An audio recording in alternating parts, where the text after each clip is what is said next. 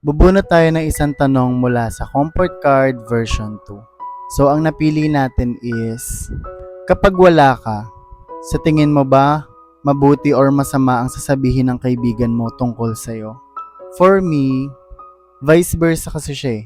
Sa dami ng kaibigan ko, meron ako napatunayan na yung iba sa mga kaibigan ko is meron talagang masamang sinasabi.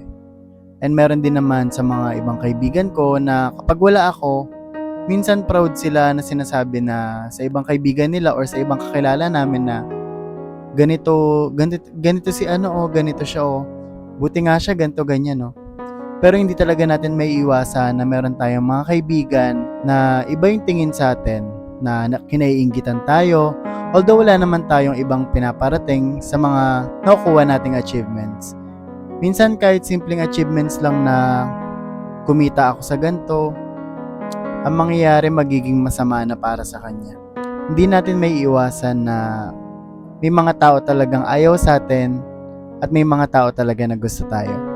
Pero sabi nga sa acceptance, ang opinion nila ay hindi sukatan ng halaga mo. Ang mahalaga ay paano mo makikita ang sarili mo.